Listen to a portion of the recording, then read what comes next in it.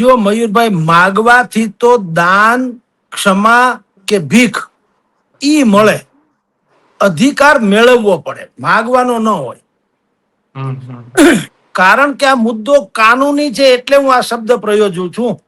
એટલે ઓલા કીધું ગરમ પાણી દેના વરના, તો વરના ક્યાં કર લોગે? તો ફિર ઠંડા પાણી से ના લૂંગા. લ્યો બોલો. આ ડખો છે આપણા વકીલનો, રાજકોટ બાર એસોસિએશનનો. જ્યારે જ્યારે રાજકોટ બાર એસોસિએશનની ચૂંટણી થાય ને ત્યારે સૌથી પેલો મુદ્દો, જો પાકિસ્તાન વાળામાં ચૂંટણી થાય ને પાકિસ્તાનમાં, તો શું કે ખબર છે?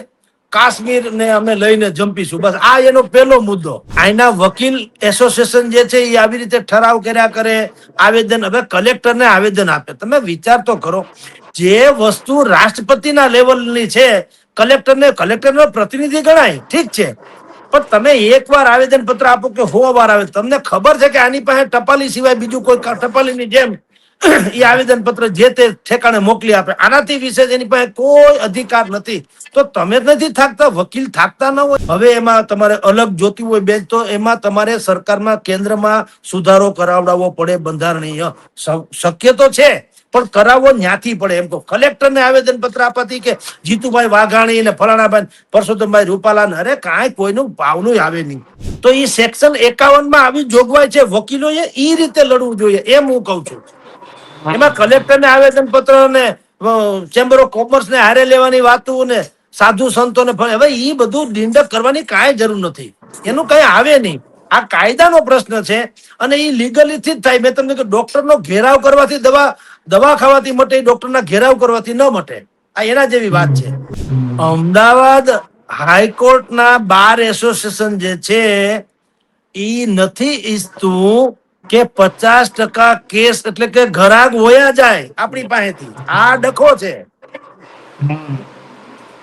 તમે સમજ્યા? અહીંયા જો સર્કિટ બેન્ચ મળે તો જજે અહીંયા આવવું પડે કે નહીં? રાજકોટમાં ન્યાય આપવા, સુનાવણી કરવા. ઈ કોઈને ગમતું નથી, એને રાજકોટ નાનું લાગે. બોલો, મારું વંદરા વંશે રૂડું, વૈકુંઠ નહીં આવું એમ. નમસ્કાર, સ્વરાજમાં આપનું સ્વાગત છે. હું મયુર. આજે વાત કરવી છે રાજકોટમાં ગઈકાલે વકીલો જે છે તેમના દ્વારા વિરોધ પ્રદર્શન કરવામાં આવ્યું હતું અને જે કોર્ટની કામગીરી હોય છે તેનાથી અલિપ્ત રહ્યા હતા. હવે છેલ્લા કેટલાક સમયથી સૌરાષ્ટ્ર એટલે કે આમ રાજકોટની અંદર હાઈકોર્ટની બેન્ચ મળે તેવી માંગ જે છે તે વકીલો જે છે તેમના દ્વારા કરવામાં આવી રહી છે, પરંતુ શા કારણે નથી મળી રહી, શું આખો મુદ્દો છે અને ક્યારે મળી શકે છે, એવું તો શું હોય તો મળી શકે છે, તેમને લઈને આપણે ચર્ચા કરવી છે. આપણી સાથે વરિષ્ઠ પત્રકાર જગદીશ સર મહેતા જોડાયા છે. સર, સ્વાગત છે આપનું સ્વરાજમાં. જી નમસ્કાર. સર, છેલ્લા કેટલાક સમયથી સૌરાષ્ટ્રના જે વકીલો છે તે હાઈકોર્ટની બેન્ચ જે છે તે રાજકોટમાં મળે તેવી માંગ કરવામાં આવી રહી છે. તેમનું કહેવું પણ છે કે સૌરાષ્ટ્ર કચ્છના ઘણા બધા કેસો જે છે તો ગુજરાત હાઈકોર્ટનું પણ ભારણ ઓછું થશે અને અહીંયા બેન્ચ મળે તો બીજા પણ ઘણા બધા ફાયદાઓ છે. તો આખો મુદ્દો શું છે અને શા માટે હાઈકોર્ટના બેન્ચની માંગણી જે છે તે અહીંયા કરવામાં આવી રહી છે? જો મયુરભાઈ, માગવાથી તો દાન, ક્ષમા કે ભીખ ઈ મળે. અધિકાર મેળવવો પડે, માગવાનો ન હોય. કારણ કે આ મુદ્દો કાનૂની છે એટલે હું આ શબ્દ પ્રયોજું છું કે કાનૂની એટલે કે વકીલોનો જ મુદ્દો છે ને. વકીલોએ આ અત્યારે જે ડિમાન્ડ કરે છે ઈ છેલ્લા 50 વર્ષથી તો આ ડિમાન્ડ આમ ને આમ ચાલુ છે. અમદાવાદમાં, આખા ગુજરાતમાં હાઈકોર્ટની હાઈકોર્ટ જે છે એ અમદાવાદ સોલા વિદ્યાપીઠ પાસે છે. સુરત, કચ્છ, ભાવનગર, વડોદરા, રાજકોટ, આ બધાના એસોસિએશને વર્ષોથી આને આ માગણી ચાલુ રાખી છે કે અમને અલગ બેન્ચ આપો, જેને સર્કિટ બેન્ચ કહેવાય. એટલે અસ્થાયી, સર્કિટ એટલે હંગામી અથવા મૂવેબલ. હવે આ માગણી ફીફા ખાંડવા જેવી છે. શું કામ? આને એમ કઈ તમે ધરણા, પ્રદર્શન, આવેદન, છગન મગન એમ નથી થતું. તમે સમજી લ્યો, ડોક્ટરનો ઘેરાવ કરી લ્યો તમે બધા, આખું ઘર ભેગું થઈને ડોક્ટર હાય હાય હાય હાય, તો તમારું દર્દ મટે કે દવા ખાવી પડે? એટલે અને આપણી આ ધમકી જે વકીલોની છે રાજકોટની, એ ધમકી પર કેવી ગિદ્દડ ભખી જેવી છે. ગિદ્દડ ભખી એટલે આપણે कहता ना बे पति पत्नी झगड़े एम पति वारंवार के गरम पानी देना नहाने के लिए गरम पानी देना वरना वरना એટલે ઓલી બાઈ ધ્રુજી જાય કે આપણને મારશે કૂટશે રોજ આને આ કરે ગરમ પાણી દેના વરના કે ઓલી ધ્રુજી જાય એક દી પડોશમાં કીધું શેની ભાઈ તું આટલી બધી ગભરાઈ ગઈ ભાઈ મારા ધણી બહુ ખતરનાક છે અને ઈ ગરમ પાણી ના બહુ રોજ કે છે વરના તો આળું કઈ કર નાખે તો ઈ કે કર નાખે ની પૂછી તો લે એક વખત વરના वो क्या कर लेगा એટલે ઓલાએ કીધું ગરમ પાણી દેના વરના તો વરના क्या कर लोगे तो फिर ठंडा पानी से नहा लूंगा લ્યો બોલો આ ડખો છે આપણા વકીલનો રાજકોટ બાર એસોસિએશનનો વર્ષોથી 1970-80 ના દાયકાથી 30 વર્ષ તો મેં છાપામાં હતો મેં હંધાઈ છાપામાં લખ્યું છે જ્યારે જ્યારે રાજકોટ બાર એસોસિએશનની ચૂંટણી થાય ને ત્યારે સૌથી પેલો મુદ્દો જો પાકિસ્તાન વાળામાં ચૂંટણી થાય ને પાકિસ્તાનમાં તો શું કે ખબર છે કાશ્મીર ને અમે લઈને જંપીશું બસ આ એનો પહેલો મુદ્દો જમ્મુ કાશ્મીર ને લઈને જંપીશું ભલે પીઓકે હચવાય કે ન હચવાય પણ એક મુદ્દાનો કાર્યક્રમ ત્યાંની ચૂંટણીના પ્રચારનો એક મહત્વનો મુદ્દો હું ભારતને દુશ્મન માનવું કાશ્મીરને અમારામાં કબજે કરી લેવું એવું વર્ષોથી હાલે છે કોઈથી કાંઈ થયું નથી આપણે જાણી ઉલટાનું કાશ્મીરમાંથી 370 ની કલમે નાબૂદ થઈ ગઈ ને હવે એ હાંગો પાંગ આપણું થઈ ગયું ને કોઈથી ભૂંજો પાપડે ભાંગ્યો નહીં અને હવે તો પાકિસ્તાન અધિકૃત કાશ્મીર પીઓકે એના હાથમાં એક પાકિસ્તાનમાં કે નહીં એ અત્યારે ખબર નથી બલુચિસ્તાન ને માંડીને અલગ અલગ ભાગલા પડવા માંડ્યા એવી રીતે આપણા જે બાર એસોસિએશન છે દર વખત રાજકોટની જયારે બાર એસોસિએશનની ચૂંટણી હોય એટલે એમાં પહેલામાં પહેલો મુદ્દો આ રાજકોટને અમે હાઈકોર્ટની બેન્ચ અપાવવાની મહેનત કરશું કોશિશ કરશું એટલે ભલા માણસ કઈ કેમ મેળ પડતો નથી 40-50 વર્ષથી આને આ ડીંડક હાલે છે આને આ કેસટ 40-50 વર્ષથી ગઈકાલ સુધી પણ આવેલું આજે હાલે ગઈકાલે શું થયું સૌરાષ્ટ્રભરના વકીલોએ હડતાલ પાડી કેસ નહીં લડીએ આવી હડતાલ 1983 માં પણ થઈ હતી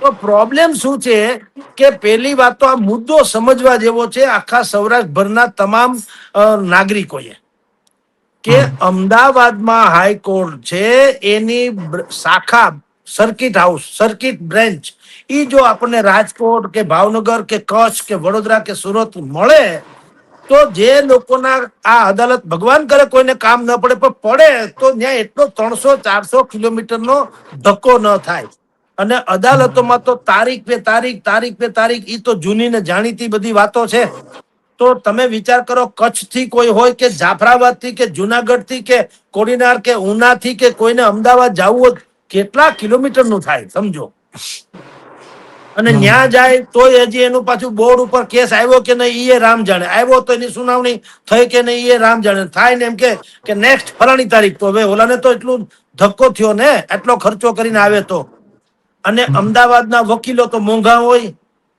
એટલે આ બધી મુશ્કેલી જે છે એ દૂર થાય એટલે વર્ષોથી માગણી ચાલે છે કે રાજકોટને સૌરાષ્ટ્રની હાઈકોર્ટની સર્કિટ બેન્ચ આપો તો સૌરાષ્ટ્ર જે છે રાજકોટનું હબ છે એટલે અહીંયા સુધી પહોંચવામાં બધાને સરળતા રહે આથી અમદાવાદ સુધી લાંબુ થવું ના પડે આ મુદ્દો છે પણ હવે રાજકોટનું રાજકીય પ્રભુત્વ પણ પેલા જેવું નથી રહ્યું એટલે આના વકીલ એસોસિએશન જે છે એ આવી રીતે ઠરાવ કર્યા કરે આવેદન હવે કલેક્ટરને આવેદન આપે તમે વિચાર તો કરો જે વસ્તુ રાષ્ટ્રપતિના લેવલની છે કલેક્ટરનો પ્રતિનિધિ ગણાય ઠીક છે પણ તમે એકવાર આવેદન પત્ર આપો કે 100 વાર આવે તમને ખબર છે કે આની પાસે ટપાલી સિવાય બીજું કોઈ ટપાલીની જેમ એ આવેદન પત્ર જે તે ઠેકાણે મોકલી આપે આનાથી વિશેષ એની પાસે કોઈ અધિકાર નથી તો તમે નથી થાકતા વકીલ થાકતા ન હોય તમે કઈક વિચાર આવેદન પત્ર એવું છે કે ભાઈ 1 2 3 4 એમ કરીને 500 આવેદન થાય ને તો કોઈ પણ ભોગ્યા કરવું પડે તો તમે રોજ આપો તો વાંધો નથી એટલે તમે દઈ દઈને હું તો કાગળિયા લખી થાકી કાનુડા તારા મનમાં નથી એમ કલેક્ટરના મનમાં નથી આવેદન પત્ર અમે છાપીને વકીલોના ફોટા એમાં વકીલો મોટા થઈ ગયા જે આવેદન પત્ર દેવા જાય ને ઈ મોટા ભા થઈ ગયા બાકી હરામ બરોબર આ કેસ કોઈ દી મેળ પડ્યો હોય તો એટલે પેલી વાત તો આના મૂળમાં કોઈ ગયું નથી એમ કઉ છું અથવા તો જવું નથી અથવા જતા નથી મૂળ શું છે તમને કહું હાઈકોર્ટની બેન્ચ અહીંયા આપણને મળે તો વાંધો કોને છે પેલા તો ઈ તપાસવું જોઈએ ખરેખર વાંધો શું છે. ટેકનિકલી વાંધો ઈ છે, આપણે ગુજરાત જયારે મહારાષ્ટ્રમાંથી અલગ થયું ને રાજ્ય 1960 અમલમાં આવ્યું, ઈ પેલા બધી વાત ચળવળ શરૂ થઈ ગઈ હતી મહાગુજરાત વગેરે સહિતની ગુજરાતને અલગ કરવાની. તો 1956 બોમ્બે સ્ટેટ રીઓર્ગેનાઇઝેશન એક્ટ 1956 ઈ એક્ટ હેઠળ આપણે એકમાંથી બે રાજ્ય થયા. પહેલી વાત 1956 રાઈટ. પણ એમાં ગુજરાતને મહારાષ્ટ્રથી અલગ કરવાની જોગવાઈ હતી, લખેલું છે. પણ ગુજરાત હાઈકોર્ટમાંથી અલગ બેન્ચ આપવાની ક્યાંય ઉલ્લેખ નથી. હવે આ પાયાનો પ્રશ્ન છે. જ્યાં છે જ નહીં ઉલ્લેખ, ત્યાં તમે અહીંયા કલેક્ટરને માથા પર કલેક્ટરનું અહીંયા શું આવે મને કયો જી? કલેક્ટર બંધારણીયથી મોટા તો છે નહીં. બંધારણ ઈ ટપાલીની જેમ તમારું આવેદન પત્ર કદાચ ક્યાંક મોકલવા યોગ્ય લાગતું હશે તો એ મોકલી દે, બાકી હરામ બરોબર બીજું કઈ કરી શકે તો. અને આપણા વકીલ તો કરુણાજનક વાત થઈ છે કે વકીલ જેવા વકીલો પણ આ જ બિંબા ઢાળ આંદોલન કરે, જે કોકરોચ જનતા પાર્ટી વાળા કરે એના જેવું આવેદન નિવેદન આવેદન નિવેદન. એટલે ભલા માણા તમે કઈક સમજો તો સહી કે આ એક તો પેલા બંધારણીય એક્ટમાં ડકો છે, એટલે એ તો પેલા ઈ સુધારવું હોય તો ઠેઠ સંસદ સુધી જવું પડે. સંસદમાં તમે અહીંથી આમ કહો છો ડબલ એન્જિનની સરકાર, એકચ્યુઅલી તો આપણે અનેક ગણી એન્જિનની સરકાર છે ને. ધારાસભ્ય આપણા, સંસદ સભ્યો આપણા, વકીલો આમ જુઓ તો અડધા પડધા નહીં પોણા ભાગના ભાજપને માનનારા છે, રાઈટ. હાઈકોર્ટ એ ગુજરાત હાઈકોર્ટ જ છે ને, નામ તો ગુજરાત હાઈકોર્ટ છે ને. સરકાર એ ગુજરાત જ સરકાર છે ને ભાજપની. કેન્દ્રમાં એ સરકાર કોની છે? ગુજરાત ભારતીય જનતા પાર્ટીની નેતૃત્વ હેઠળની સરકાર છે. રાષ્ટ્રપતિ પણ ભલે આમ નિષ્પક્ષ ગણાય પણ છે તો આપણા જ, એટલે કે ભાજપના જ. તો તમે વિચાર કરો, અનેક ગણી તમારી એન્જિન છે સરકાર, તો તમારો મેળકા પડતો નથી.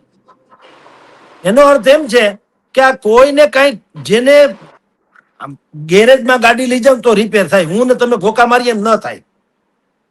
એમાં આ લોકો અંદરો અંદર કોઈને ટપ્પો પડે કે ન પડે, ખાલી પ્રેસ નોટ, પ્રેસનું નિવેદન, કલેક્ટરને આવેદન, પછી સંસદ સભ્યો ધારાસભ્યોનું આવેદન, એવું ડીંડક કરીને ઉભા રહીએ. હવે જયારે કોઈ, મેં તમને કીધું 1956 લખ્યું છે બોમ્બે સ્ટેટ રીઓર્ગેનાઇઝેશન એક્ટ, એમાં જયારે કોઈ જોગવાઈ નથી અને એના આધારે તમે ગુજરાત અલગ પડ્યું. હવે એમાં તમારે અલગ જોતી હોય બેન્ચ, તો એમાં તમારે સરકારમાં કેન્દ્રમાં સુધારો કરાવડાવવો પડે બંધારણીય. શક્ય તો છે પણ કરાવવો ન્યાથી પડે. એમ તો કલેક્ટરને આવેદન પત્ર આપવાથી કે જીતુભાઈ વાઘાણી ને ફલાણાભાઈ પરસોત્તમભાઈ રૂપાલા, અરે કાંઈ કોઈનું ભાવનું આવે નહીં. આ પહેલી વાત. બીજું, સરકારે એક જમાનામાં દરેક આવા અલગ અલગ રાજ્યોમાં આવી માગણી ઉઠી હતી ને, એટલે સરકારે એક વખત કયા રાજ્યોને હાઈકોર્ટ બેન્ચ આપવી કે નહીં એના માટે થઈને એક કમિટી રચી હતી 1970 એનું અધ્યક્ષ હતા મિસ્ટર પોલીકર, એટલે એને પોલીકર કમિટી કહેવાતી હતી, પોલીકર કમિટી. એને અભ્યાસ કરીને જે તે સમયે કીધેલું કે ઉત્તર પ્રદેશ ને મધ્યપ્રદેશ એ ભૌગોલિક રીતે બહુ વિશાળ રાજ્યો છે, એટલે ન્યા બેચ આપવી જોઈએ, કારણ કે બહુ દૂર દૂરથી લોકોને આવવું પડે છે. એની તુલનાએ ગુજરાત નાનું ગણાય, એટલે કઈ દેવાની જરૂર નથી. લ્યો, આ પહેલી વાત. હવે પ્રશ્ન ઈ છે કે તો આ મળવું કઈ રીતે મળી શકે? ગુજરાતની હાઈકોર્ટની બેચ રાજકોટને જોતી હોય તો કઈ રીતે મળી શકે?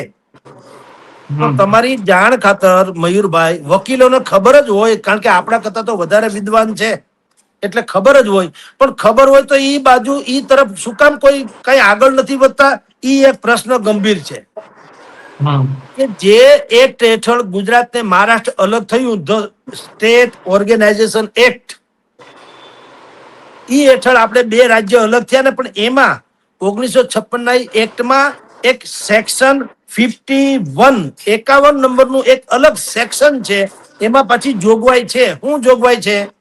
કે રાષ્ટ્રપતિ ધારે તો આ જે પ્રિન્સિપલ સીટ એટલે કે હાઈકોર્ટ મેઇન જે છે એની અન્ય સ્થળે ઈ સર્કિટ બેન્ચ આપી શકે. સર્કિટ એટલે અસ્થાયી, પ્રિન્સિપાલ એટલે સ્થાયી. ગુજરાત હાઈકોર્ટની જે સોલા વિદ્યાપીઠ પાસે અત્યારે હાઈકોર્ટનું જે ઇમારત છે એ સ્થાયી કહેવાય હાઈકોર્ટ, અને રાજકોટને મળે તો અસ્થાયી એટલે કે સર્કિટ કહેવાય. તો એ સેક્શન 51 માં આવી જોગવાઈ છે, વકીલોએ એ રીતે લડવું જોઈએ એમ હું કઉ છું. એમાં કલેક્ટરને આવેદન પત્ર ને ચેમ્બર ઓફ કોમર્સ ને હારે લેવાની વાતો ને સાધુ સંતોને હવે એ બધું ડિંડક કરવાની કાંઈ જરૂર નથી, એનું કઈ આવે નહીં. આ કાયદાનો પ્રશ્ન છે અને એ લીગલી થી જ થાય. મેં તમને કહ્યું ડોક્ટરનો ઘેરાવ કરવાથી દવા ખાવાથી મટે, ડોક્ટરના ઘેરાવ કરવાથી ન મટે. આ એના જેવી વાત છે. બીજું, સુપ્રીમ કોર્ટના એક પૂર્વ જસ્ટિસ હતા જસવંતસિંહ. એ જસવંતસિંહ હતા, એનું એક કમિશનની રચના કરવામાં આવી હતી સરકારે 1981 માં એક કમિટી રચવામાં આવી હતી, કમિશન, જસ્ટિસ જસવંતસિંહ કમિશન. એણે કેટલાક માપદંડ નક્કી કર્યા કે જે કોઈને હાઈકોર્ટની સર્કિટ બેન્ચ આપવી હોય તો આટલા આટલા નોર્મ્સ, આટલા આટલા ધારાધોરણો કે આ પ્રકારની જોગવાઈઓ તો આપવી એમ, અને તો આપી શકાય. તો એને શું કીધું, જસ્ટિસ જસવંતસિંહ પંચે એને એમ કીધું કે સૌથી પહેલા તો હાઈકોર્ટના જજની સંમતિ હોય તો આપી શકાય. આ પહેલી વાત. એટલે ગુજરાત હાઈકોર્ટની સોલા અમદાવાદ ખાતે જે હાઈકોર્ટ છે અત્યારે, એના ચીફ જસ્ટિસ અત્યારે જે હોય એને મનાવી લ્યો તો જાન છૂટે, આપણી ભાષામાં. આ પહેલી વાત. બીજી વાત, રાજ્ય સરકારે પ્રસ્તાવ મૂકવો પડે લીગલી, લેખિત. અત્યારે આપણા વકીલ ભાઈઓ બધા શું કે છે, આપણે કેટલાક સૂત્રોને ફોન કર્યું એટલે આપણે અહીંયા શું છે રાજકોટમાં, એક તો મને ખબર નહીં કેમ આંધળે બેરું બહુ ખૂટે. કોક જેમ ભાઈ શાહબુદ્દીન રાઠોડ સાહેબ કહે ને કે યુવાન અવસ્થા જ એવી હોય છે, કોઈ કન્યા જાણે અજાણે પણ સેજ મલકાઈ જાય અને ભાવ દે તા તો ઈ કે જેમ બકરી ગદબ પાસે દોડી જાય એમ યુવાનો દોડ્યા જાય એની પાછળ. એની જેમ આપણા વકીલો પણ કોઈ મંત્રી કે ધારાસભ્ય સેજ મલકાઈ જાય, અરે અમે તમારી હારે છીએ હો, તમારી માગણી એટલું કે તા તો બસ હું પોળીને બજાર હાકડી, સરકાર અમારી હારે છે. એટલે એમ ન હાલે, પાનના ગલે વાતું થાય એમ ન હાલે. એમાં સરકારે નાણાકીય ખાતરી સાથેનું કાયદેસરનો પ્રસ્તાવ મૂકવો જોઈએ કે જો રાજકોટને અલગ બેન્ચ આપવી હોય હાઈકોર્ટની તો અમે મકાનથી માંડીને ઇન્ફ્રાસ્ટ્રક્ચર સુધીનો ખર્ચો કરશું, જજની નિમણૂક કરશું, સ્ટાફની નિમણૂક કરશું, સરકાર તૈયાર છે. આવો લેખિત પ્રસ્તાવ કહું છું, પાનના ગલે વાત નહીં. હવે આપણી ત્યાં રાજકોટ બાર એસોસિએશન, અહીં તો મંત્રીને તો ખભે હાથ મૂકીને વાત કરીએ કે એવા તો કેટલાય લોકો છે, કારણ કે અડધું રાજકોટ પોતાને હું વજુભાઈ વાળા માસીનો છોકરો. એટલે અહીંયા કોઈને મંત્રી યારે વાત કરવી એટલે અહીંથી ફોન કરે ને મંત્રી ફોન ઉપાડી એટલે રોલો પડે એટલા વિસ્તારમાં, ઓહો ડાયરેક્ટ ફોન કરે. પણ હવે બધા આપણા છે, એમાં શું રોલો પાડવાનો? એટલે મંત્રીને ફોન કરે અહીંથી, જે આપણા મેઇન હોય પ્રભારી, ધારો કે જીતુભાઈ વાઘાણી દાખલા તરીકે આપણા પ્રભારી હોય ને અહીં કઈ કાર્યક્રમમાં આવ્યા, પરસોત્તમભાઈ આવે, આપણા સંસદ સભ્ય છે, પરસોત્તમભાઈ આવે, પરસોત્તમભાઈ ને કે એટલે જીતુભાઈ વાઘાણીને ફોન કરે જીતુભાઈ કહે ના કઈ વાંધો નહીં, સરકાર જો આ કઈ થતું હોય તો સરકાર એની સાથે છે, પણ કાકા તમારે કરવાનું છે એમ કહો. સરકાર સાથે હોય નહીં, સરકાર આગળ રહ્યો તો થાય એમ છે, સાથે નથી રાખવાના, આગળ રાખવાના છે. હવે ઈ કોઈ કહેતું નથી. ત્રીજું, રાજ્યપાલની મંજૂરી જોઈએ. હવે મેં કીધું એમ ગુજરાતમાં અત્યારે સર્વશ્રેષ્ઠ રાજ્યપાલો જે ગુજરાતના કેટલાક મળ્યા સદનસીબે, એમાં ગણ્યા ગાંઠા મળ્યા, એમાંના અતિ ઉત્તમ કહી શકાય એવા રાજ્યપાલ અત્યારે છે આચાર્ય દેવવ્રત, જે ઓર્ગેનિક ખેતીનું બહુ જ એના મોડેલ એને સ્થાપ્યું છે અને બહેતરીન કામ કરે છે પર્યાવરણ માટે પણ. હવે એટલા બહેતરીન રાજ્યપાલ મળ્યા છે તો રાજ્યપાલ આપણા છે ને પાકિસ્તાન થી ક્યાં આવ્યા એની વાત ન થાય? સરકાર ન કરીએ કે વાતચીત કે ભાઈ સાહેબ તમે થોડાક હળવા રહ્યો, રાજ્યપાલ છે બીજા કોકને કહેવાતું તો કહી શકે, સરકાર લેવલે કે બીજા કોઈ સુપ્રીમ કોર્ટ લેવલે, પણ અત્યારે સરકાર તો બધી ઓલા હમથળ છે ને, તળિયાથી નળિયા સુધી ભાજપ જ ભાજપ છે ને. તો આમાં બીજું ક્યાં? મોહાળે જમણ વચન માં પીરસવા વાળી છે તો છોકરા ભૂખા કા? માગતા નથી આવડતું. મેં શરૂઆતમાં તમને કીધું, માગવાથી ક્ષમા મળે, દાન મળે, ભીખ મળે, અધિકાર મેળવવો, અધિકાર માગવાની વસ્તુ જ નથી. અને ચોથું, રાજ્યપાલ ઉપરાંતનું ચોથું, કેન્દ્ર સરકાર અથવા તો રાષ્ટ્રપતિ ઈ નોટિફિકેશન બહાર પાડીને પણ અલગ બેન્ચ આપી શકે. કારણ કે અલગ બેન્ચ આપવાના કારણો છે કે ભાઈ અંતર કેટલું છે હાઈકોર્ટ થી જે તે વિસ્તારનું. હવે તમે વિચાર કરો, જાફરાબાદ, ઉના, કોડીનાર, કચ્છ, અંજારના કચ્છ થી માંડી અને આમ તમે બીજા બધા વિસ્તારો તમે જુઓ, અમદાવાદ થી કેટલા દૂર છે. 300-400 કિલોમીટર દૂર કોઈ માણસ આવે કેસ માટે, અને ત્યાં બોર્ડ ઉપર કેસ આવે કે ન આવે ને તારીખ પડે તો તારીખ પે તારીખ, તો માણસને ધક્કા કેટલા થાય ને કેટલો ખર્ચો થાય. માનવ કલાકો તો ઠીક જ છે, પણ આર્થિક રીતે મુશ્કેલી ને બીજી બધી રીતે મુશ્કેલી પડે. તો તમને સર્કિટ બેન્ચ મળી જાય રાજકોટ, તો વાંધો હું સરકારે હમતતી હોય. કારણ કે આ જો મળી જાય બેન્ચ તમારી જાણ ખાતર, તો સૌરાષ્ટ્રના તમારી આ 11 તાલુકા, અરે 80 તાલુકા, સોરી 11 જિલ્લાના 80 તાલુકાના 5000 ગામના 2 કરોડ લોકોને ફાયદો થાય એમ છે. આ ફિગર જે છે ને એ મંત્રીશ્રીઓને સમજાવવા જોઈએ, ભાજપને સમજાવવા જોઈએ, વકીલોએ, કે આ 2 કરોડ લોકોની પ્રસન્નતાનો લાભ તમને ચૂંટણીમાં મળી શકે એમ કહો. 80 તાલુકા, 11 જિલ્લા, 80 તાલુકા, 5000 ગામ અને 2 કરોડ લોકો, એનો પ્રશ્ન હલ થાય તો ચૂંટણીમાં એનો ફાયદો મળે કે ન મળે એમ કેવું જોઈએ, તો મેળ પડે. ઈ કરવાને બદલે આ લોકો શું આવેદન નિવેદન, ચેમ્બર ઓફ કોમર્સ ને સાથે રાખીશું, ધાર્મિક ને સામાજિક સંસ્થાઓને આમાં જોડવામાં આવશે, અને એમ કરીને કોકરોચ જનતા પાર્ટી જેવા આંદોલનની ટૂંકમાં વાત કરે છે. એનો કાંઈ મેળ પડે એમ છે નહીં. કારણ કે આખી વાત કાનૂની છે. કાનૂની વાતનો મેળ, કાનૂની રીતે જ લડો તો મેળ પડે એમ છે. બાકી તમે, મેં જેમ શરૂઆતમાં કીધું તેમ, ડોક્ટરનો ઘેરાવ કે હાય કરવાથી દર્દ મટે નહીં, દવા ખાવી પડે. જી મયુરભાઈ. બિલકુલ સર. તો એવું તો શું કરવું જોઈએ વકીલોએ, જે માંગ છે તો એનાથી હાઈકોર્ટની બેન્ચ મળે? તમે કહ્યું ટેકનિકલ મુદ્દાઓ ઘણા બધા છે, એ પ્રમાણે ચાલવું જોઈએ. તો ખરેખર જે અત્યારે વિરોધ કરવો, કામથી અલિપ્ત રહેવું, એના કરતા તો એવી કઈ લડાઈ લડવી જોઈએ, એવી કઈ ટેકનિકલ વસ્તુ કરવી જોઈએ કે એનાથી મળી શકે? જુઓ મયુરભાઈ, આ બહેતરીન પ્રશ્નમાંનો એક પ્રશ્ન છે કે આમાં બીજા કોઈને જોડવાની જરૂર નથી. જો સત્ય છે ને, સત્ય સ્વયં એક બહુમતી છે. સત્ય છે ને એક વચન નથી, બહુવચન છે. એટલે એને કોઈની ટેકાની જરૂર નથી હોતી એમ કહું. વકીલો જે છે, વકીલ મંડળ, રાજકોટ બાર એસોસિએશન, ઈ લીગલી ફાઇટ કરે, લીગલી. બીજા ભૂતકાળ, હું તમને હમણાં વર્ણન કરું, બીજા કેટલાક રાજ્યોમાં એ લોકોએ આવું કરી લીધું છે. હું તમને પેલા એનું દ્રષ્ટાંત આપી દઉં, એનો અભ્યાસ કરી લઈએ કે એને કઈ રીતે મળ્યું. દાખલા તરીકે ઉત્તર પ્રદેશની લખનૌ જે છે, અલ્હાબાદ હાઈકોર્ટ છે, એમાંથી લખનૌને અલગ સર્કિટ બેન્ચ મળી. મહારાષ્ટ્રમાં બોમ્બે હાઈકોર્ટ છે, એમાંથી કોલ્હાપુર, નાગપુર, ઔરંગાબાદ અને પણજીમાં અલગ અલગ બેન્ચીસ ફાળવવામાં આવી. પશ્ચિમ બંગાળમાં કલકત્તા હાઈકોર્ટે જલપાઈગુડી, પોર્ટ બ્લેર, અંદમાન નિકોબાર એના માટે સર્કિટ બેન્ચ મેળવી. તમિલનાડુ મદ્રાસ હાઈકોર્ટ છે, એમાંથી મદુરાઈને અલગ બેન્ચ પોતે મેળવીને જેમ્પા. કર્ણાટક હાઈકોર્ટમાંથી ધારવાડ અને કુલબુર્ગી એટલે ગુલબર્ગ જેને આપણે કહીએ છીએ, ત્યાં પણ અલગ બેન્ચ એ લોકોએ મેળવી લીધી. રાજસ્થાન હાઈકોર્ટે જયપુરને અલગ બેન્ચ આપવી પડી. મધ્યપ્રદેશ હાઈકોર્ટે ઇન્દોર અને ગ્વાલિયરને અલગ બેન્ચ ફાળવવી પડી.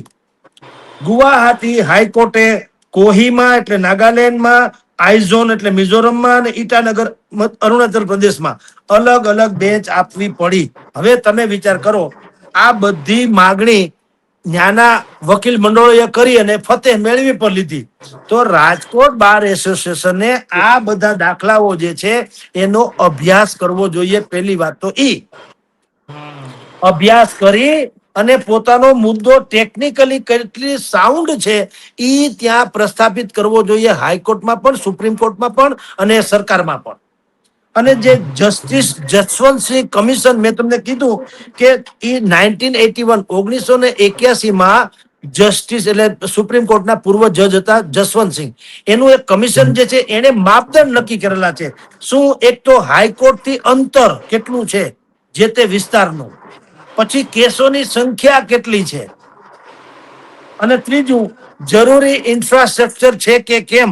એટલે કે ધારો કે રાજકોટ પોતાને સર્કિટ બેન્ચની માગણી કરતા હોય તો એને એક ઈ સાબિત કરવું પડે કે હાઈકોર્ટ થી જે તે વિસ્તાર કેટલો લાંબો છે. તો તમે છેવાડાના છેવાડા વિસ્તાર તમે લઈ લ્યો, દીવ થી માંડીને શરૂ કરો તો કેટલું મોટું થાય. ઉના ને કોડીનાર ને દીવ ને જાફરાબાદ ને એ બધા વિસ્તારથી ગણો. આમ કચ્છનો છેલ્લામાં છેલ્લો આપણો સૌરાષ્ટ્રનો વિસ્તાર હોય, કારણ કે કચ્છ અલગ માગણી કરે છે એટલે બાકી કચ્છ થી ગણો તો આપણને મળવા જ પાત્ર છે. સમજી લ્યો 400-500 કિલોમીટર થઈ જાય અમદાવાદ જવું હોય તો આડાવડા રસ્તેથી.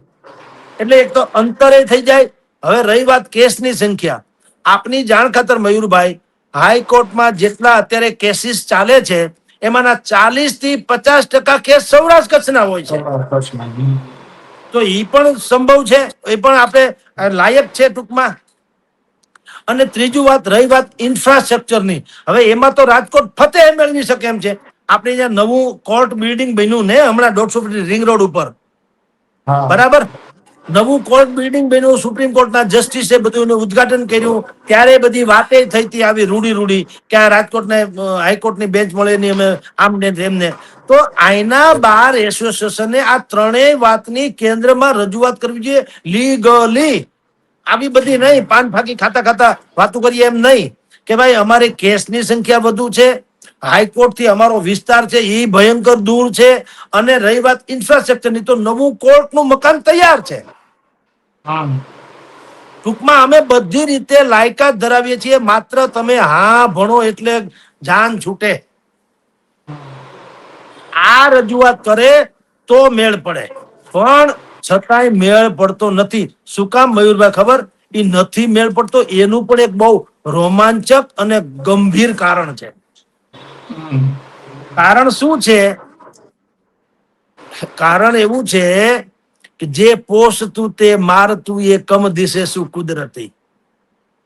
અમદાવાદ હાઈકોર્ટના બાર એસોસિએશન જે છે ઈ નથી ઈચ્છતું કે 50% કેસ એટલે કે ઘરાક વયા જાય આપણી પાસેથી. આ ડખો છે,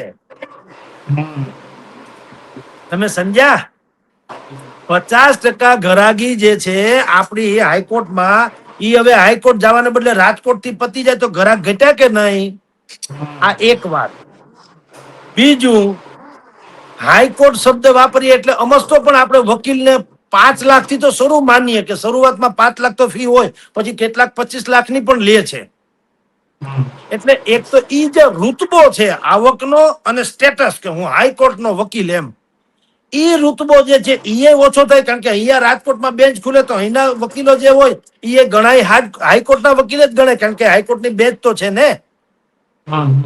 એટલે ઈ ઋતબો પણ ઘટે વકીલોનો.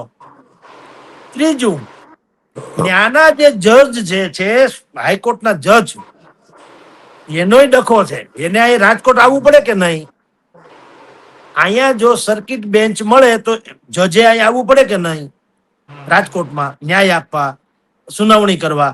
ઈ કોઈને ગમતું નથી, એને રાજકોટ નાનું લાગે. બોલો, મારું વંદરા વંશે રૂડું, વહીકુટ નહીં આવું એમ. અહીંયા અમે ફાકા ફોદારી અહીંયા, કારણ કે ન્યા તો તમે જાણો છો ઋતબો આગળ પાછળ એસ્કોટિંગ બોલો જે કહેવાય એ એસ્કોટ કાર આવે અને જજ એટલે તમે જાણો છો. એક તો હાઈકોર્ટના અહીંયા વકીલને આપણે 3 જણા પકડી જ્યારે વકીલ ઉભા રહીએ એવું તો મને જોર આતા મુજે પકડ મુજે જોર આતા એમ વકીલમાં જો એવું હોય તો જજમાં શું ન હોય? એને પણ અહીંયા આવવાનું ગમતું નથી, તમારી જાણ ખાતર.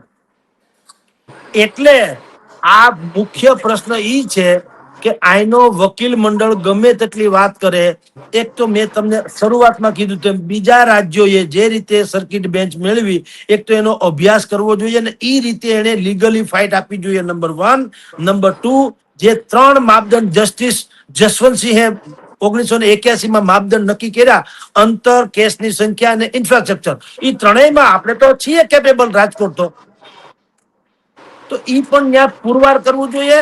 અને ત્રીજું કે જે આ હાઈકોર્ટ અંદરનો ડખો છે, અમદાવાદના વકીલો જે છે ઈ નડે છે, એના જજોને ગમતું નથી, તો તમારી જાણ ખાતર આપણે અહીંના વકીલોએ કેટલાક ધુરંધર વકીલો જે છે એનો સહયોગ લેવો જોઈએ. ઈ લોકો પછી બાર એસોસિએશનના સભ્ય છે પણ લડતમાં એનો ચહેરો મુખ્ય હોય તો ફેર પડે. ઈ લોકો આપણે ત્યાં ધુરંધર વકીલો, હું તમને નામ આપું, રાજકોટમાં છેલ્લા અહીંયા છે ને 4000 જેટલા વકીલ છે ટોટલ. સાંભળો, રાજકોટમાં 4000 વકીલ છે, એમાંથી ગણ્યા ગાંઠા વકીલોનું તમે ને હું મીડિયામાં નામ હંમેશા વાંચીએ છીએ. ગણ્યા ગાંઠા, આંગળીના વેઢે ગણાય એવા. બાકી બધા ઈશ્વરની કૃપા હો નું બિચારા રોટલા રળે છે એમ કયો તો હાલે. જેમ અમદાવાદમાં તમે જુઓ હાઈકોર્ટ છે અમદાવાદમાં, તો અમદાવાદમાં વકીલના તમે અમુક લોકોના નામ તમને કહું, રૂપમ નાણાવટી કહેવાય છે ને, ખાના વકીલો જેને કહેવાય. પછી વિરાજ પોપટ, આશીષ ડગલી, વિશાલ આનંદીવાલા, મિહિર ઠાકોર, મિહિર જોશી અને યતિન ઓઝા, આ બધા ધુરંધર વકીલો ગણાય રાઈટ અમદાવાદમાં. જેના એક જ્યાં ઈ ઉભા રહીએ તો અડધું પડધું તો કેસ જીતા બરોબર ગણાય. એને તમે કેસ હોપો ને ત્યાં અડધા કેસ તો તમે જીતા બરોબર ગણાય, જો જીતવાની સંભાવના હોય તો. ઈ ટાઈપના લોકો ત્યાં છે. તો એવા રાજકોટમાં તમને કહું, બે પ્રકારના વકીલો હોય છે, આપણે જાણીએ છીએ, ક્રાઇમના અને સિવિલના, સિવિલ મેટરના અને ક્રાઇમના ઘટનાના. અત્યારે તમે બજારમાં આપણે છાપા વાંચી લેવાના છેલ્લા 5-10 વર્ષના, કે ટીવી મીડિયા જોઈ લેવાનું. ક્રાઇમના જેટલા પણ કેસીસ છે એમાં તમે જુઓ 8-10 નામ હું તમને વાંચું, એ જ નામ તમારી નજર સામે બધે ચમકશે. સૌથી પહેલા તમે ભગીરથસિંહ દોડિયા, મોટા ભાગના કિસ્સાઓમાં ખાના કિસ્સા, ચકચારી કેસ હોય એમાં ફતેહ મેળવવા વાળા જે કેટલાક વકીલો છે એમાં ભગીરથસિંહ દોડિયા, લલિત શાહી, પિયુષ શાહ, અનિલ દેસાઈ, મિતુલ આચાર્ય, કમલેશ શાહ, આવા બધા નામ તમને મળશે. એક જમાનામાં અભય ભારદ્વાજ હતા, હવે અભય ભારદ્વાજ આપણી વચ્ચે નથી રહ્યા એટલે, પણ નહીતર એનું નામે ધુરંધર વકીલોમાંનું એક હતું, નંબર 1 જેવું. પછી સિવિલની મેટર હોય તો હેમંત ઉદાણી, જયેશ દોશી, જયેશ અતીત, ભરત બુદ્ધદેવ, દીપકભાઈ ભીમાણી વગેરે વગેરે. જેમ એક જમાનામાં પેલા સેજપાલ બંધુ અને મધુસૂદનભાઈ પારેખ વગેરે ખાના વકીલો હતા, એના જેવી વાતો છે. તો રાજકોટ બાર એસોસિએશન અત્યારે જે હાઈકોર્ટની બેન્ચની લડત માટે કેટલાક ધુરંધર વકીલો જેને મેં હમણાં નામ આપ્યા, એની સલાહ લેવી જોઈએ ને એના ચહેરા આગળ કરવા જોઈએ. અને એને જ્ઞાન એની પાસેથી લેવું જોઈએ કે ભાઈ આપણે લીગલી પ્રોસેસ કરીએ તો આપણે બધી રીતે આપણી વાતને માનવા માટે સરકારે ઝૂકવું જ પડે છે, કારણ કે અધિકાર છે. મેં તમને બધું અંતર એટલે કે અહીંથી હાઈકોર્ટનું કેટલું અંતર છે, દીવ ઉનાથી માંડીને તો 300-500 કિલોમીટર થઈ જાય છે, એ હકીકત છે. કેસની સંખ્યામાં પણ સૌરાષ્ટ્ર 40-50% જેટલા સૌરાષ્ટ્ર કચ્છના છે. હાઈકોર્ટમાં જેટલા કેસ પડ્યા છે એ તો રેકોર્ડ ઉપર છે. સૌથી વધુ કેસ ક્યાંના છે? સૌરાષ્ટ્ર કચ્છના. અને ત્રીજું કે તમારી ઇન્ફ્રાસ્ટ્રક્ચર, તો હમણાં જ અહીંયા રાજકોટમાં નવી કોર્ટનું બિલ્ડિંગ બન્યું છે, એટલે એમાં બધી જગ્યાએ છે, ઇન્ફ્રાસ્ટ્રક્ચર છે. માત્ર સરકાર સ્ટાફ ફાળવે અને જજ ફાળવે એટલે વાત થાય પૂરી. આ પ્રકારે જો એ દલીલ આંદોલન જે છે એને કાનૂની પહેલું કરી દે, કાનૂની વાત કરે તો મેળ પડે. બાકી ગીધડ ભખી છેલ્લા 40 વર્ષથી રાજકોટ બાર એસોસિએશન અત્યાર સુધીમાં કહી ચૂકી છે અને કોઈને કાંઈ અસર નથી. ઓલું કીધું ને કે ઠંડા પાણી, ઓલા કે ને ગરમ પાણી દે વરના ઠંડા પાણી છે ના લૂંગા, એના જેવું છે. તમે ગમે એટલી દલીલ કરો, ગમે એટલી ચીમકી ઉચ્ચારો, કોઈના પેટનું પાણી હલતું નથી. રાષ્ટ્રપતિ લેવલનો પ્રશ્ન છે, કેન્દ્ર સરકાર લેવલનો પ્રશ્ન છે, બંધારણીય સુધારણાનો પ્રશ્ન છે. એમાં તમે કલેક્ટરને આવેદન પત્ર આપો, એ તો ટપાલીની જેમ મોકલી આપે કલેક્ટર, બીજું એની સહીથી થોડું કઈ થાય, એ પ્રતિનિધિ ગણાય. પણ કેટલીક વાર આપશો આવેદન પત્ર એમ કહો? દર વખત કલેક્ટર બદલાય એટલે દર વખત તમે આવેદન પત્ર આપો, અને આનો કોઈ મતલબ નથી હોતો. એક ભાઈએ કીધું ને, એના ઘરમાં એના એક પત્ની હતા ને, ચારિત્ર ને ભ્રષ્ટ હતા. તો બધાએ કીધું કે આનો કઈક ઈલાજ તો કરવો જોઈએ ને. ઈ પોતે કીધું હું આમાં જાંચ કરું. કઈ રીતે? જોયું કે સોફા ઉપર ઈ એના તથાકથિત બોયફ્રેન્ડ હારે રંગરલિયા મનાવે છે. પછી શું કર્યું? પછી ઓલો એક દિવસ એનો પતિ હતો, એને કીધું કે હવે મેં આખો રસ્તો શોધી લીધો. શું કર્યું? મેં સોફો જ બદલાવી નાખ્યો. એટલે આ સોફા બદલાવે શું થયું? ડોફા ઓલું બદલાવાની જરૂર છે. એમાં આપણે બધા આવેદન, નવો કલેક્ટર આવેદન, નવા મંત્રી ચૂંટાય એને આવેદન, નવા ધારાસભ્ય બને એને આવેદન. એટલે ભાઈ આનું કઈ આવે નહીં, કઉ છું. આ ફીફા ખાંડોમાં 50 વર્ષથી તમારે જેટલા માપદંડો મેં અત્યારે તમને લીગલી કીધા, એ મને ખબર છે તો વકીલને ન હોય. આપણે તો સામાન્ય વાતો કરીને, આપણે તો દુનિયાભરના લોકોને પૂછીને કે રિસર્ચ કરીને વાત કરીએ છીએ. વકીલોનો તો પેશો જ પોતાનો છે. આપણા કરતા લાખો ગણા વિદ્વાન વકીલો છે. તો રાજકોટના જે મેં નામ આપ્યા તમને વિદવત વકીલોના, એવા વકીલ જે મેં ભગીરથસિંહ દોડિયા કે લલિત શાહી કે વિપુલ શાહ કે અનિલ દેસાઈ કે મિતુલ આચાર્ય કે કમલેશ શાહ કે છે ને વકીલો, એને પૂછી લ્યો ભાઈ સાહેબ કે ભાઈ આમાં કઈ રીતે આપણે કાનૂની રીતે લડીએ તો આપણી ફતેહ થાય. એટલે રાજકોટને હાઈકોર્ટ બેન્ચ મળવા પાત્ર છે, લીગલી મળવા પાત્ર છે. એને લડત જે છે આ લોક લડતનો કોઈ અર્થ નથી. કાનૂની રીતે લડો તો મેળ પડે એમ છે. બાકી બાર એસોસિએશનની ચૂંટણી જીતવા તમારે આને આ મુદ્દો હળગતો રાખવો હોય તો તમને મુબારક. કારણ કે પાકિસ્તાનમાં ચૂંટણી લડાય ને એટલે હંમેશા એમ કે ભારતનું કાશ્મીર છે એ અમારું જ છે ને અમે લઈને જંપીશું એટલે ચૂંટણીમાં એને મત મળે. એમ આપણે અમે હાઈકોર્ટની બેન્ચ લઈ આવશું એમ જે કે દરેક બે પક્ષના લોકો કે છે. આવી હંમેશા ઈ લોલીપોપ આપે અને પછી પાછું કોઈ પાસે કઈ હેસિયત નહીં. વકીલ પોતાનો કેસ જીતી નથી શકતા. બોલો આ કઈ જેવું તેવું કેવાય? આ કેસ તો વકીલોનો છે. ઈ પોતાનો કેસ 50 વર્ષથી જીતી નથી શકતા. ગજબ ન કેવાય? એટલે તમારી જાણ ખાતર વેજના ખાટલે જેવી વાત છે. એટલે આંદોલન જે છે થોડુંક દિશાહીન છે. જો એને સહી દિશા મળે અને સારા વકીલોનું નોલેજ એમાં થાય અને સરકાર એમાં પ્રસ્તાવ મૂકે ને લીગલી મદદ કરે તો સૌરાષ્ટ્રની 2 કરોડ જનતા, મેં કીધું 11 જિલ્લા, 80 તાલુકા, 5000 ગામડા અને 2 કરોડ લોકોને એનો ફાયદો થાય એમ છે. આ વાત ગુજરાત સરકારને આ ભાષામાં કહેવાની જરૂર છે કે 2 કરોડ લોકોના મતદારો છે ને 2 કરોડમાં તમારા, એને લાભ થશે ચૂંટણીમાં તો સંભવ બનશે. બાકી હો ગોકીરો કે માથાકૂટ કરે મેળ પડશે એમ લાગતું નથી. જી બિલકુલ સર, તમે કહ્યું એમ કે જે અત્યારે સૌરાષ્ટ્રની જે બેન્ચની જરૂર છે હાઈકોર્ટની, તો ખરેખર જે ધારાશાસ્ત્રીઓ છે તેમણે ખરેખર જે મુદ્દાઓ છે, ટેકનિકલ મુદ્દાઓ છે, આપણે કહ્યું તે પ્રમાણે જો લડત લડે તો કદાચ આવનાર દિવસોની અંદર જે દિશા તરફ જવું જોઈએ એ દિશા તરફ જાય તો આવનાર દિવસોની અંદર કદાચ સૌરાષ્ટ્રને મોટો હાઈકોર્ટની જે બેન્ચ મળવી જોઈએ તે મળવાની શક્યતાઓ છે. ખૂબ ખૂબ આભાર સર, સ્વરાજ સાથે જોડાવા. જી નમસ્કાર દોસ્ત.